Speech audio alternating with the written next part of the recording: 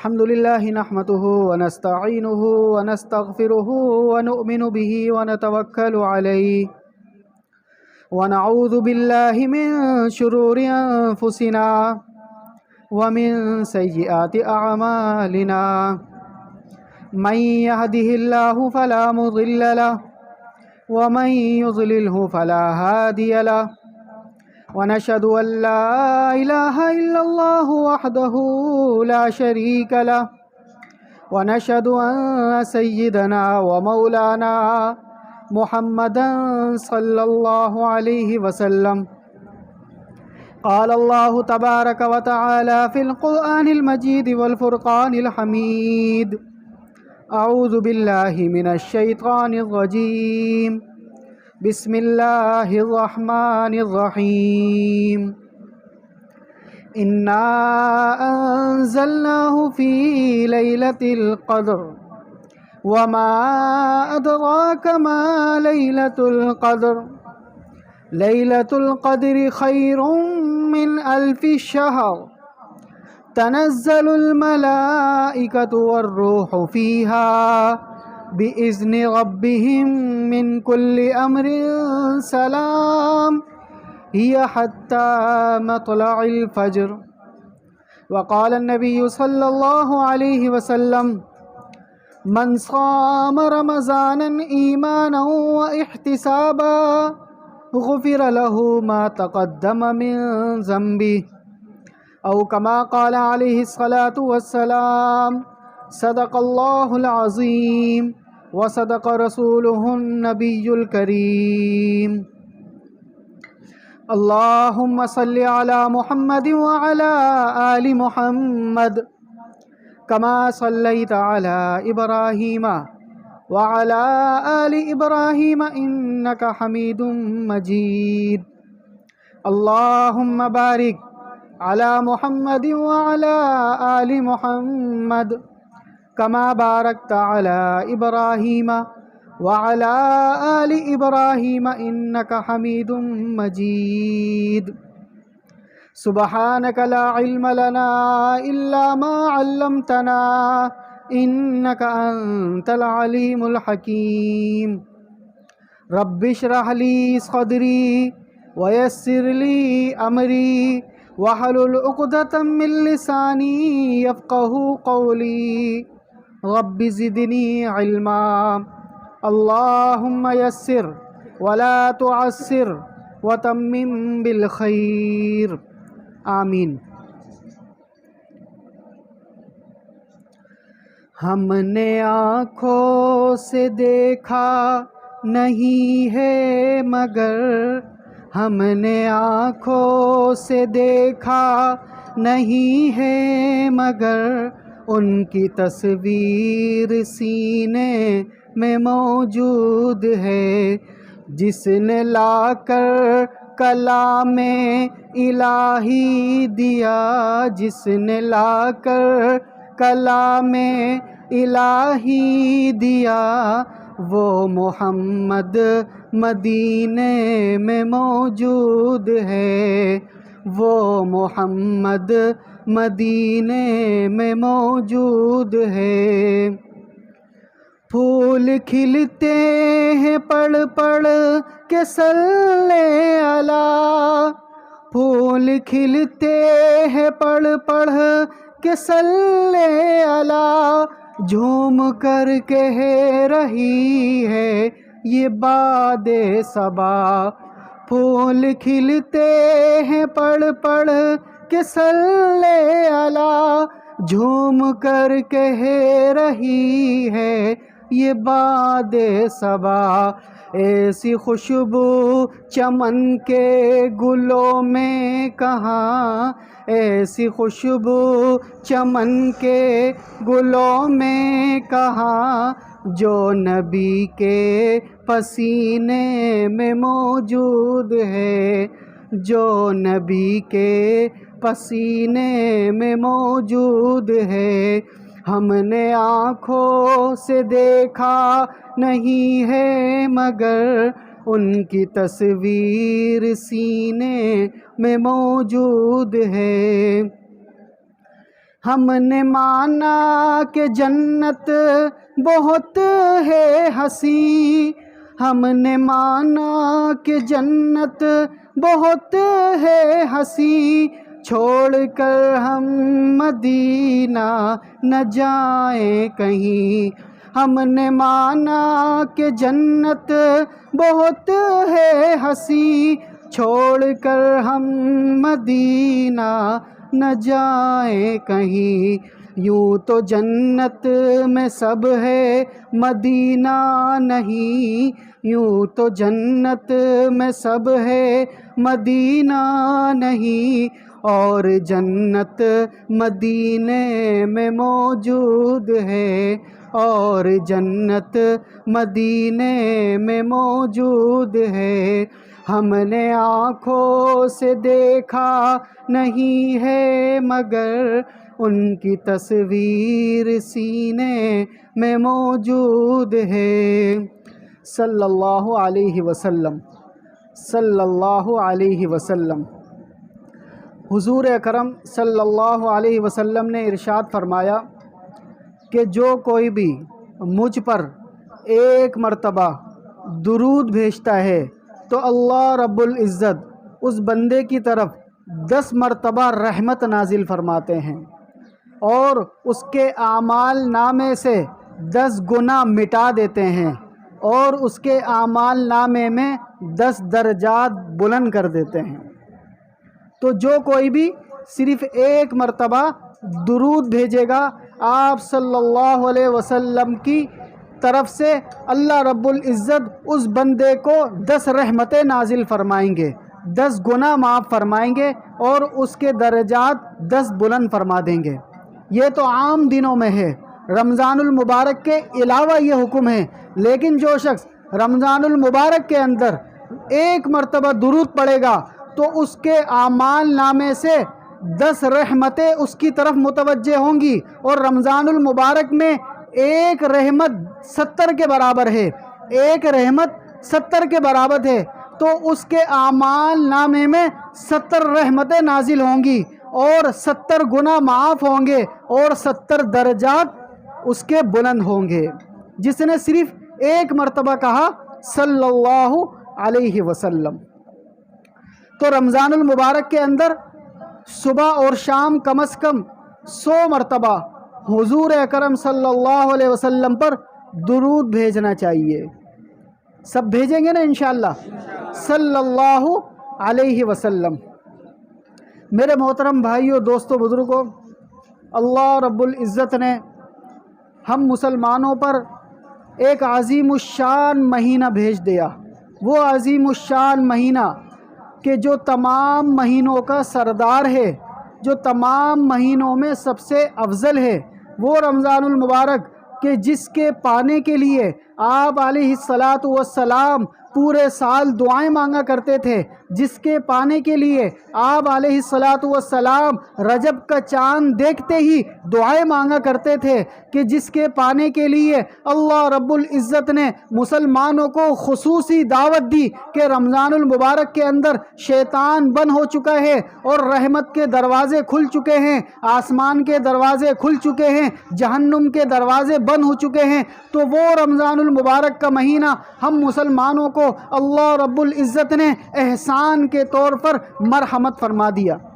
وہ رمضان المبارک جس کا پہلا عشرہ رحمت ہے، جس کا دوسرا عشرہ مغفرت ہے، جس کا تیسرا عشرہ جہنم سے خلاصی ہے۔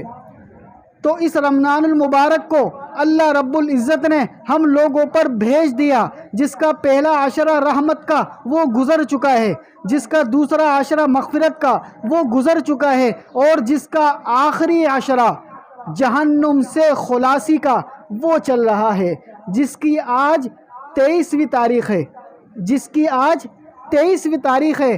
23واں رمضان المبارک آج میری اور آپ کی زندگی میں موجود ہے۔ اب ہمیں معلوم نہیں کہ اگلا سال ہمیں رمضان المبارک میسر ہو یا نہ ہو۔ تو میرے محترم بھائیوں، دوستوں اور بزرگوں، یہ رمضان المبارک رحمتوں کا مہینہ ہے، برکتوں کا مہینہ ہے۔ بخشش کا مہینہ ہے، معاف کرنے کا مہینہ ہے، درگزر کرنے کا مہینہ۔ یہ وہ مہینہ کہ جس کے اندر کوئی ایک نیک کام کرو گے، اعمال نامے میں 70 نیک کام لکھے جائیں گے۔ 1 روپیہ خرچ کرو گے، 70 روپے لکھے جائیں گے۔ ایک فرض نماز ادا کرو گے، 70 فرضوں کے برابر اجر و ثواب لکھا جائے گا۔ ایک نفل ادا کرو گے، فرض کے برابر اجر و ثواب لکھا جائے گا۔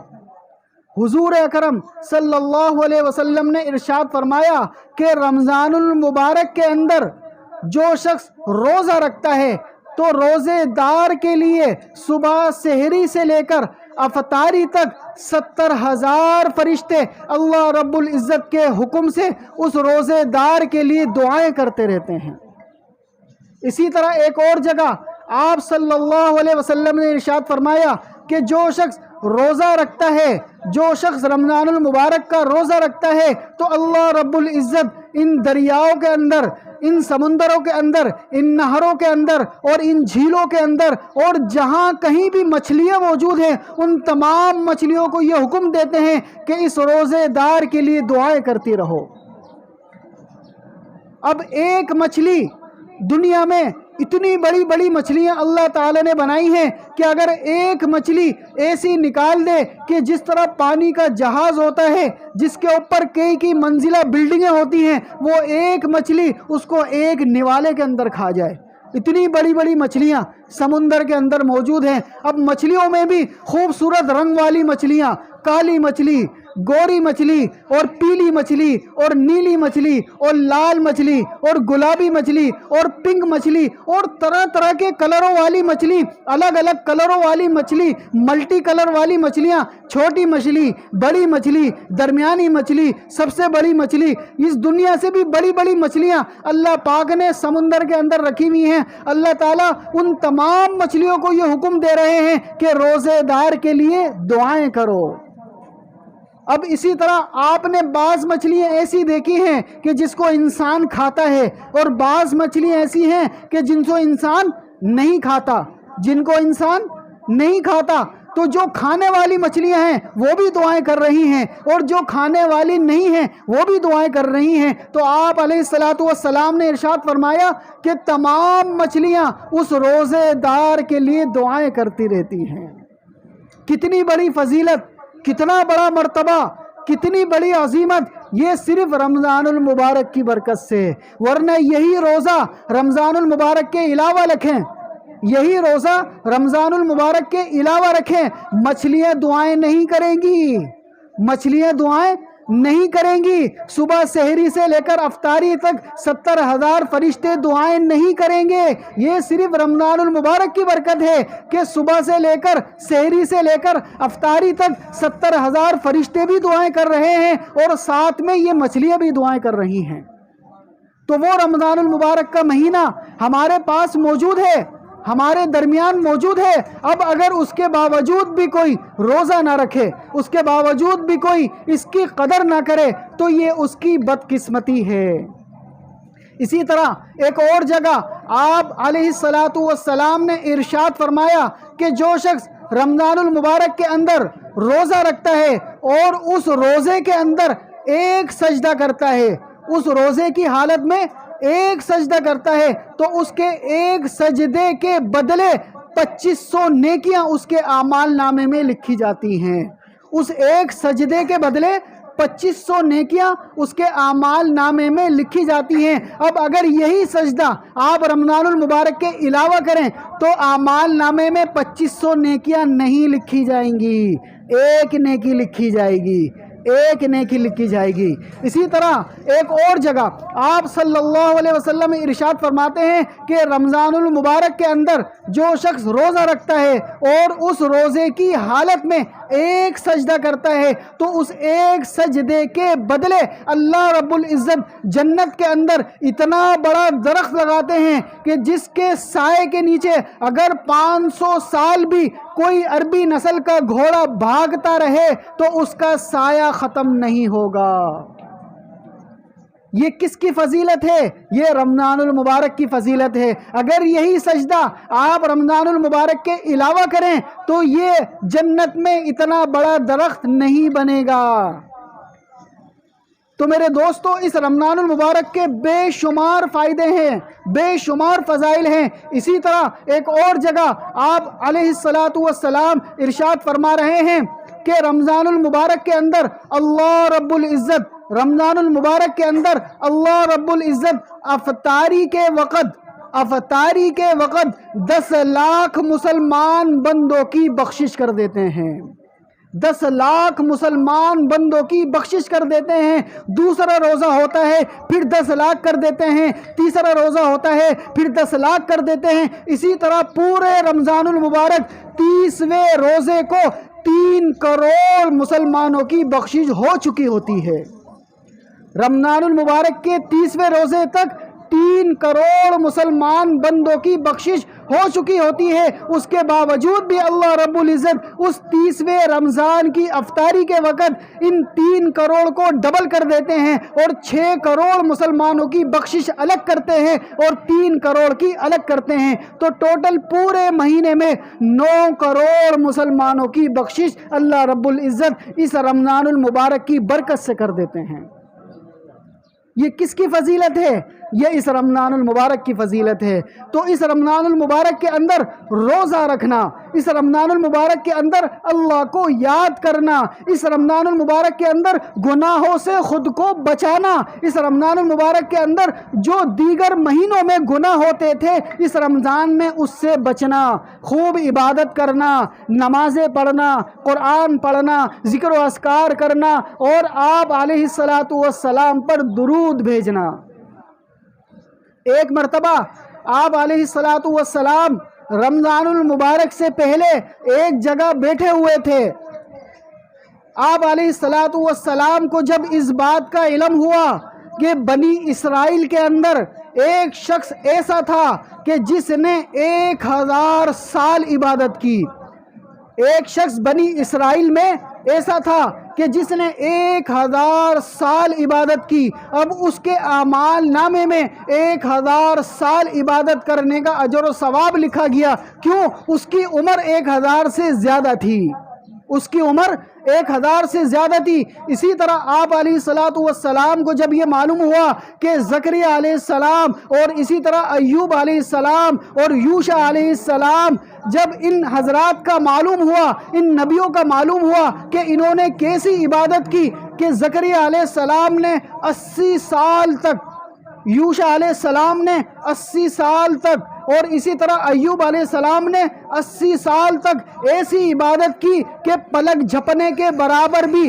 پلک کے جھپکنے کے برابر بھی عبادت میں غفلت نہیں کی۔ 80 سال وہ ایسے عبادت کیا کرتے تھے۔ تو آپ علیہ السلام یہ دل میں تمنا کر رہے تھے کہ میری امت کی لوگوں کی عمریں 60 سے 70 سال ہیں، 60 سے 70 سال ہیں، یا 80 سال، 90 سال یا 100 سال، عموماً 60 سے 70 سال ہیں۔ تو آپ علیہ السلام یہ دل میں تمنا کر رہے تھے کہ کاش کہ میرے پاس کوئی ایسا عمل ہوتا، کاش کہ میرے پاس کوئی ایسی عبادت ہوتی کہ میرا امتی اس عبادت کو کرتا اور ہزاروں سال کے برابر اس کے اعمال نامے میں اجر و ثواب لکھا جاتا۔ اسی دوران اللہ رب العزت نے جبرائیل علیہ السلام کو بھیج دیا، اسی دوران اللہ رب العزت نے جبرائیل علیہ السلام کو بھیج دیا، اے میرے محبوب آپ فکر نہ کریں، آج ہم آپ کو انعام دے رہے ہیں۔ وہ انعام کیا ہے؟ قرآن کے اندر اللہ رب العزت نے سورہ قدر نازل فرما دی اور فرما دیا انا انزلناه فی لیلۃ القدر وما ادراک ما لیلۃ القدر لیلۃ القدر خیر من الف شہر۔ کیا فرمایا کہ اے میرے محبوب آج ہم آپ کو لیلۃ القدر جیسی نعمت دے رہے ہیں، لیلۃ القدر جیسی رحمت دے رہے ہیں، برکت دے رہے ہیں، انعام دے رہے ہیں۔ وہ لیلۃ القدر جو 1000 مہینوں سے بھی بہتر ہے، وہ لیلۃ القدر، وہ شب قدر، وہ رات جو 1000 مہینوں سے بھی بہتر ہے۔ اب جو امتی، جو آپ کا چاہنے والا، جو آپ کو ماننے والا اس رات کے اندر عبادت کرے گا، اس رات کے اندر اللہ کو یاد کرے گا، گویا کہ اس نے 1000 مہینوں سے زیادہ عبادت کر لی۔ اب 1000 مہینے کتنے بنتے ہیں؟ آج آپ حساب لگائیں، 83 سال 4 مہینے، 83 سال 4 مہینے، اور رات شروع ہوتی ہے مغرب کی نماز کے بعد اور ختم ہوتی ہے فجر کی نماز سے پہلے، تقریباً 10 سے 12 گھنٹے۔ اب اگر کوئی شخص 10 سے 12 گھنٹے عبادت کر لے، اب بتاؤ اس کو 83 سال 4 مہینے کا اجر و ثواب ملنا یہ فضیلت نہیں تو اور کیا ہے؟ اب اگر کوئی شخص رمضان المبارک کے علاوہ، لیلۃ القدر کے علاوہ اگر 83 سال عبادت کرے تب جا کر اس کو 83 سال کا اجر و ثواب ملے گا، تو کوئی کر سکتا ہے؟ کوئی 83 سال عبادت کر سکتا ہے؟ کسی کو یہ بھی نہیں معلوم کہ میری عمر 83 سال ہو، تو عبادت کرنا تو بہت دور کی بات ہے۔ تو اللہ رب العزت نے احسان کے طور پر لیلۃ القدر نازل فرما دی کہ ان 10 گھنٹوں میں، ان 12 گھنٹوں میں جو عبادت کر لو گے 83 سال سے بھی زیادہ کی عبادت اس کے اعمال نامے میں لکھی جائے گی۔ تو کتنی بڑی عظیمت ہے، کتنی بڑی فضیلت ہے۔ آپ علیہ الصلوۃ والسلام کو جب اس رات کے بارے میں معلوم ہو گیا کہ وہ رات اتنی برکتوں والی ہے، اتنی رحمتوں والی ہے کہ جس کے اندر اللہ رب العزت ارشاد فرما رہے ہیں کہ آسمان سے فرشتے اترتے ہیں، آسمان سے فرشتے اترتے ہیں، اور اس رات میں جو شخص اللہ کو یاد کر رہا ہوتا ہے، اللہ کی عبادت کر رہا ہوتا ہے، اس کو سلام کرتے ہیں، سلام قولا من رب الرحیم، سلام قولا من رب الرحیم، اور اس کو سلام کر رہے ہوتے ہیں کہ جناب آپ عبادت کر رہے ہو، میرا سلام ہو۔ تمام فرشتے اس کو سلام کر رہے ہوتے ہیں۔ اللہ رب العزت نے قرآن کریم میں ارشاد فرما دیا لیلۃ القدر کے بارے میں کہ خیر من الف شہر تنزل الملائکۃ والروح فیہا باذن ربہم من کل امر سلام سلام سلام یہ حتی مطلع الفجر، یہاں تک کہ فجر تک وہ فرشتے سلام کہہ رہے ہوتے ہیں۔ یہاں پر علماء کرام فرماتے ہیں کہ یہاں پر روح سے مراد جبرائیل علیہ السلام ہیں، جو کہ فرشتوں کے سردار ہیں۔ وہ خود بھی اس رات میں آتے ہیں اور ان کے ساتھ تمام فرشتے بھی آتے ہیں اور عبادت کرنے والوں کو سلام کہتے ہیں۔ اسی طرح ایک قول کے مطابق روح سے مراد ایک ایسا بڑا فرشتہ مراد ہے کہ جس کا کھانا، جس کا لقمہ اس زمین اور آسمان سے بھی زیادہ ہے، اتنا بڑا فرشتہ وہ سلام کہہ رہا ہوتا ہے۔ تو کتنی بڑی فضیلت والی رات ہے، کتنی بڑی عظمت والی رات ہے کہ جو اس کے اندر اللہ کو یاد کرے گا، جو اس کے اندر اللہ کی عبادت کرے گا، گویا کہ اس نے 83 سال عبادت کر لی۔ تو حضور اکرم صلی اللہ علیہ وسلم کو جب اس رات کے بارے میں خبر دی گئی، اس کے بعد جیسے ہی رمضان المبارک داخل ہوا تو آپ علیہ الصلوۃ والسلام رمضان المبارک کے پہلے دن ہی سے اس رات کو تلاش کرنے میں لگ گئے۔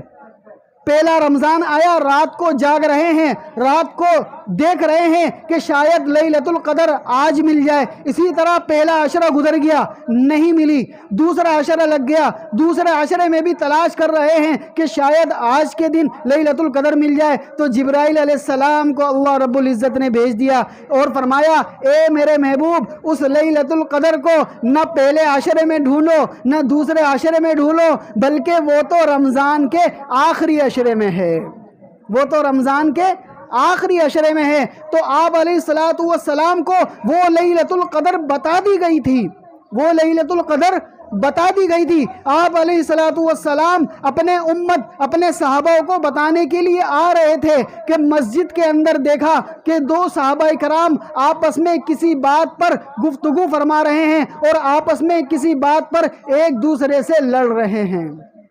مسجد کے اندر دو صحابہ کرام کسی مسئلے پر بات کر رہے ہیں اور ایک دوسرے سے لڑ رہے ہیں، تو آپ علیہ الصلوۃ والسلام نے جب ان دو صحابہ کرام کو دیکھا تو وہ بتانا بھول گئے۔ اب ان کو معلوم نہیں، اب ان کو یاد نہیں رہا کہ 21ویں شب تھی، 23ویں شب تھی، 27ویں شب تھی، 29ویں شب تھی، 25ویں شب تھی، کون سی شب تھی؟ وہ ان دو مسلمانوں کے آپس میں نا اتفاقی کی وجہ سے، لڑائی کی وجہ سے وہ بھلا دی گئی۔ تو اسی وجہ سے اللہ رب العزت کو یہ لڑائی کرنا، یہ جھگڑا کرنا بڑا ناپسندیدہ ہے۔ بہت برا لگتا ہے کہ جس وقت اللہ رب العزت دیکھیں کہ دو بھائی آپس میں لڑائی لڑ رہے ہیں، کہ جب اللہ رب العزت دیکھیں کہ دو مسلمان آپس میں لڑائی لڑ رہے ہیں، تو اللہ رب العزت کو یہ عمل بہت ناپسندیدہ ہے۔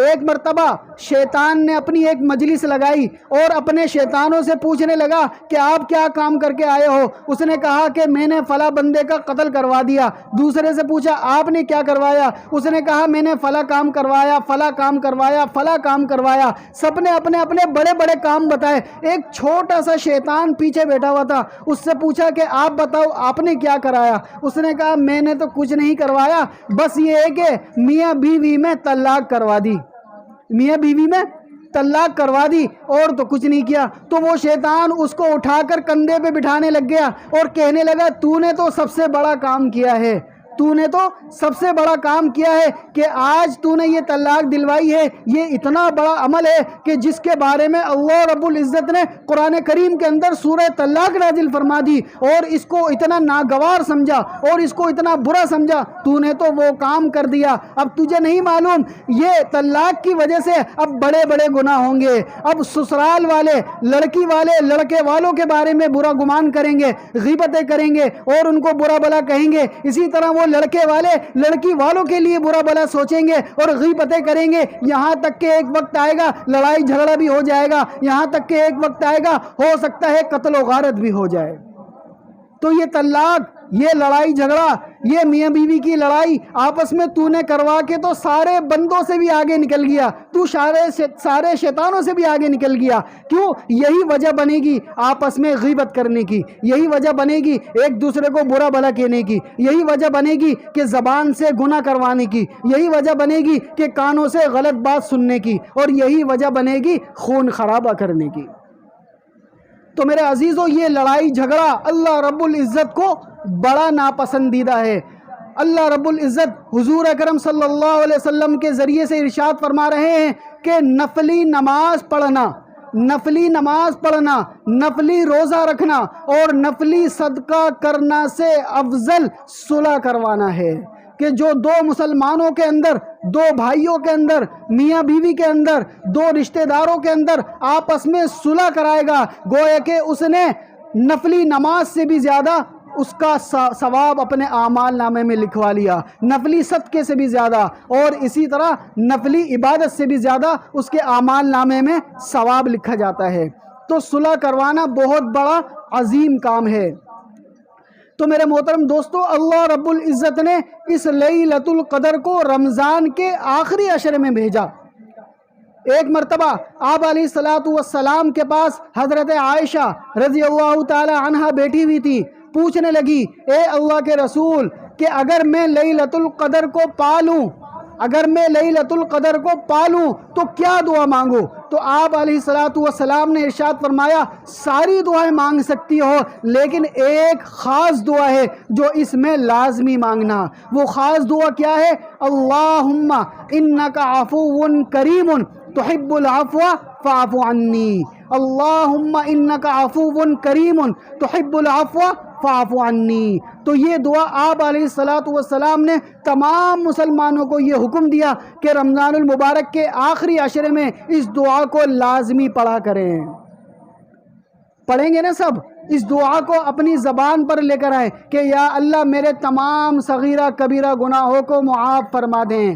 اللہ رب العزت سے رمضان المبارک کے آخری عشرے میں خصوصی طور پر جہنم سے نجات مانگنی چاہیے، جہنم سے چھٹکارا مانگنا چاہیے۔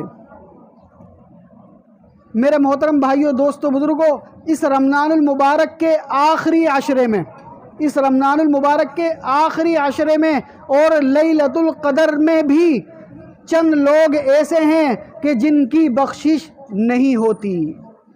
رمضان المبارک کے مہینہ ہو، پھر رمضان المبارک کے اندر لیلۃ القدر بھی ہو، اس کے باوجود بھی 4 بدقسمت لوگ ایسے ہیں کہ جن کی بخشش نہیں ہوتی۔ وہ 4 لوگ کون ہیں؟ وہ 4 لوگ کون ہیں؟ پہلا وہ شخص جو کسی مسلمان بندے کے لیے، کسی مسلمان بھائی کے لیے، اپنے گھر میں کسی رشتہ دار کے لیے، اپنے والدین کے لیے، اپنے بہن بھائیوں کے لیے، یا کسی بھی مسلمان کے لیے اپنے دل کے اندر کینہ رکھتا ہے، اپنے دل کے اندر کینہ رکھتا ہے، بغض رکھتا ہے، عداوت رکھتا ہے، دشمنی رکھتا ہے، اور اس وقت کے انتظار میں رہتا ہے کہ مجھے کوئی وقت مل جائے اور میں اس کو نقصان پہنچاؤں۔ تو ایسے شخص کی رمضان المبارک کے اندر بھی، لیلۃ القدر کے اندر بھی بخشش نہیں ہوتی جب تک کہ وہ اس گناہ سے توبہ نہ کر لے۔ دوسرا وہ شخص کہ جو اپنے رشتہ داروں سے، اپنے بہن بھائیوں سے، اپنے عزیز و اقارب سے، اور اسی طرح کسی بھی دوست سے، کسی بھی بھائی سے قطع تعلق رکھتا ہے، قطع تعلق رکھتا ہے۔ کسی بھی وجہ سے لڑائی ہو گئی، کسی بھی وجہ سے جھگڑا ہو گیا، اب اس نے اس جھگڑے کی وجہ سے، اس لڑائی کی وجہ سے اس سے ایسا قطع تعلق کیا کہ نہ تو یہ اپنی شکل اس کو دکھاتا ہے، نہ اس کی شکل دیکھتا ہے، اور لوگوں سے بھی کہتا ہے کہ میں مر بھی جاؤں گا لیکن اس کی شکل نہیں دیکھوں گا۔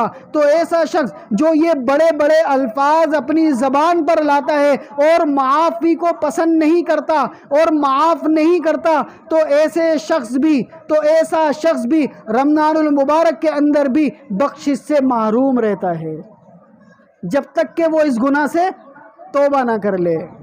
اسی طرح تیسرا وہ شخص جو کسی بھی وجہ سے نشہ کرتا ہے، کسی بھی وجہ سے نشہ کرتا ہے، شراب پیتا ہے، بھنگ پیتا ہے، افیون پیتا ہے، چرس پیتا ہے، یا کوئی بھی نشہ کرتا ہے، تو نشہ کرنے والے کی بھی رمضان المبارک کے اندر اور اسی طرح لیلۃ القدر کے اندر بھی بخشش نہیں ہوتی جب تک کہ وہ اس سے توبہ نہ کر لے۔ اسی طرح چوتھا وہ شخص کہ جو اپنے والدین کا نافرمان ہوتا ہے، اپنے والدین سے قطع تعلق کر کے بیٹھ جاتا ہے اور اپنے والدین کی نافرمانی کرتا ہے۔ اگر والد ہے، والد کا کہنا نہیں مانتا، والد کی جائز بات بھی نہیں مانتا، اگر والدہ ہے تو والدہ کی جائز بات بھی نہیں مانتا، تو ایسا شخص بھی رمضان المبارک کے اندر مغفرت سے محروم رہتا ہے جب تک کہ وہ توبہ نہ کر لے۔ تو اللہ رب العزت ہمیں ان چاروں ہی گناہوں سے بچنے کی توفیق عطا فرمائے اور ان چاروں ہی گناہوں سے دور رہنے کی توفیق عطا فرمائے، اور اگر ہم میں سے کوئی شخص ان چاروں گناہوں میں سے کسی بھی گناہ میں مبتلا ہے تو اس کو اس سے نجات عطا فرمائے، اس سے توبہ کرنے کی توفیق عطا فرمائے۔ تو میرے محترم بھائیوں، دوستوں، بزرگوں، آخری بات عرض کر کے ختم کرتے ہیں۔ ایک مرتبہ آپ علیہ السلام مسجد کے اندر تشریف لائے، منبر رسول پر چڑھنے لگے، پہلی سیڑھی پر پاؤں رکھا تو فرمایا آمین، دوسری سیڑھی پر پاؤں مبارک رکھا، فرمایا آمین، تیسری سیڑھی پر پاؤں مبارک رکھا، فرمایا آمین۔ اس کے بعد نماز ادا کی، خطبہ ہوا، نماز ہوئی، نماز ختم ہونے کے بعد صحابہ کرام وہیں بیٹھے رہے جب تک کہ یہ معلوم نہ کر لیں کہ آج ہم نے ایک عجیب بات دیکھی، آج ہم نے ایک عجیب بات دیکھی۔ پوچھا، اے اللہ کے رسول، ہم نے آج سے پہلے یہ عمل نہیں دیکھا کہ جب آپ نے پہلی سیڑھی پر پاؤں رکھا تو فرمایا آمین، دوسری پر رکھا تو فرمایا آمین، تیسری پر رکھا تو فرمایا آمین۔ اب آپ نے کس بات پر آمین کہا ہمیں تو وہ نہیں سنائی دیا، تو اے اللہ کے رسول ہمیں بھی یہ مسئلہ بتا دیجئے۔ تو آپ علیہ السلام نے ارشاد فرمایا کہ اللہ رب العزت نے آسمان سے جبرائیل علیہ السلام کو بھیجا، اور جس وقت میں پہلا پاؤں سیڑھی پر رکھ رہا تھا تو جبرائیل علیہ السلام نے میرے کان میں آ کر یہ بات کہی کہ ہلاک ہو جائے وہ شخص، برباد ہو جائے وہ شخص کہ جس کو رمضان المبارک کا مہینہ مل جائے، جس کو رمضان المبارک کا مہینہ مل جائے اس کے باوجود بھی اس کی بخشش نہ ہو سکے، اس کے باوجود بھی اس کی مغفرت نہ ہو سکے، اس کے باوجود بھی وہ کوتاہیاں کرے، اس کے باوجود بھی وہ اس میں عبادت نہ کرے، اس کے باوجود بھی وہ روزہ نہ رکھے، اس کے باوجود بھی وہ رمضان المبارک میں اللہ کو یاد نہ کرے، اس کے باوجود بھی وہ نماز نہ پڑھے، اس کے باوجود بھی وہ قرآن نہ پڑھے، اس کے باوجود بھی وہ گناہوں کو نہ چھوڑے، تو ایسا شخص برباد ہو جائے۔ اب اگر توبہ نہیں کرے گا تو کب توبہ کرے گا؟ کون سا دن ایسا آئے گا، کون سا مہینہ ایسا آئے گا جس میں یہ اپنے زندگی کو بدلے گا؟ تو ایسا شخص برباد ہو جائے۔ تو آپ علیہ السلام نے ارشاد فرمایا، میں نے کہا آمین۔ بد دعا دینے والے کون ہیں؟ جبرائیل علیہ السلام، جو کس کے حکم سے آتے ہیں؟ اللہ کے حکم سے آتے ہیں۔ اللہ نے بھیجا ہے کہ رمضان المبارک کی عظیمت بتانے کے لیے، رمضان المبارک کی قدر بتانے کے لیے کہ مسلمانوں اس رمضان المبارک کی قدر کر لو، اس رمضان المبارک کی قدر کر لو، ورنہ جبرائیل کی بد دعا ہے اور آمین کہنے والے امام الانبیاء ہیں۔ تو ایسی بد دعا کے قبول ہونے میں کوئی شک رہ جائے گا؟ کوئی بھی شک نہیں رہے گا کہ جس کے بارے میں اللہ رب العزت جبرائیل علیہ السلام کو بھیج دیں، اور جبرائیل علیہ السلام جو کہ خود فرشتوں کے سردار ہیں، ان کی زبان مبارک سے وہ بد دعا کے الفاظ کہلوا دیں، اور آپ علیہ السلام اس بد دعا پر آمین کہہ دیں، تو مسلمانوں اس رمضان المبارک میں اپنی بخشش کروا لو، اس رمضان المبارک میں اللہ کی خوب عبادت کر لو۔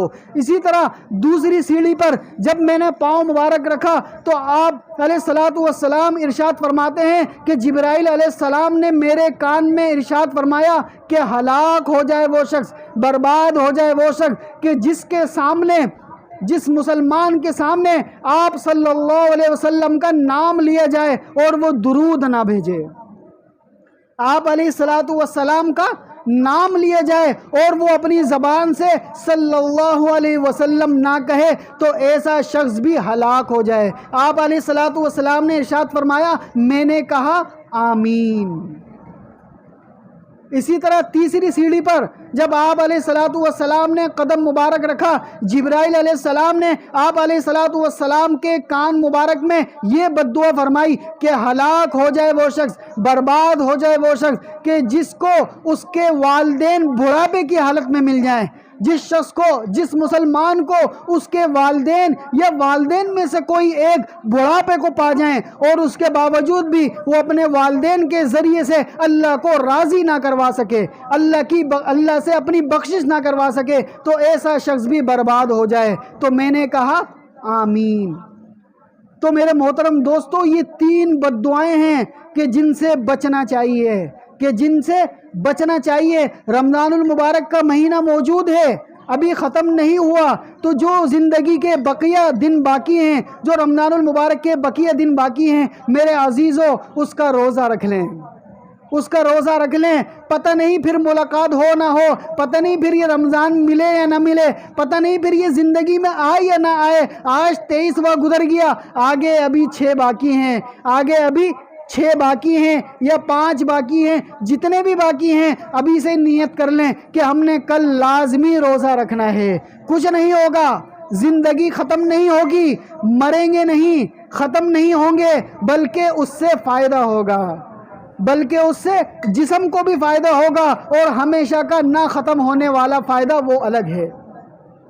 تو رکھیں گے نا کل سے روزہ، کل سے روزہ نہیں چھوڑیں گے، کل سے لازمی روزہ رکھیں گے۔ میرے عزیزو، آج سے 2 دن پہلے ہمارے پڑوس کے اندر ایک آپ کی طرح کے ہمارے ایک رشتہ دار رہتے تھے، عصر کی نماز پڑھ کر آئے. عصر کی نماز پڑھنے کے بعد ان کی یہ پرچون کی دکان تھی, اس دکان کے اندر بیٹھ گئے, بالکل صحیح سلامت, کوئی بیماری نہیں, اور عمر بھی کتنی, 48 سال. کتنی عمر؟ 48 سال. ابھی تو بچہ جوان ہوا ہے, اس کی شادی کرنی ہے. 48 سال کے خود ہے, پرچون کی دکان ہے, گھر اپنا ہے, کوئی پریشانی نہیں ہے, کوئی تنگ دستی نہیں ہے. لیکن عصر کی نماز کے بعد ان کو کیا پتا تھا کہ یہ میری عصر کی نماز آج آخری عصر کی نماز ہے. ان کو کیا پتا تھا کہ یہ آج میرا صبح جاگنا آخری صبح ہے. ان کو کیا پتا تھا کہ یہ آج رات میری آخری رات ہے. وہ تو معمول کے مطابق دکان پر گئے, وہ تو معمول کے مطابق چیزیں بیچ رہے ہیں. اچانک ان کے پیٹ میں ایک درد ہوا اور ایسا لگا کہ جیسے مجھے واش روم جانا ہے, جیسے میرا پخانہ آ رہا ہے. وہ واش روم کے اندر گئے, واش روم میں قضاء حاجت کی, باہر نکلے تو اچانک زمین پر گر گئے. اچانک زمین پر گر گئے. اب گھر والے بھاگے, کیا ہوا؟ دیکھا تو ان کو ہارٹ اٹیک ہو رہا ہے. کتنی عمر ہے؟ 48 سال. کوئی پریشانی نہیں, کوئی ٹینشن نہیں, معاشی پریشانی نہیں, کاروبار اپنا, دکان اپنی, بیٹا جوان, عمر زبردست, عمر صحت مند والی, کوئی بیماری نہیں, شوگر نہیں, بلڈ پریشر نہیں, ہر چیز کام کر رہی ہے. اس کے باوجود میرے دوستو وہ زندگی کا سفر ہار گئے, وہ زندگی کا سفر ہار گئے. ہارٹ اٹیک ہوا, ہسپتال لے کر گئے. ہسپتال والوں نے بولا عباسی لے کر جاؤ. ابھی عباسی جا رہے ہیں, راستے میں اللہ کو پیارے ہو گئے. یہ زندگی ہے.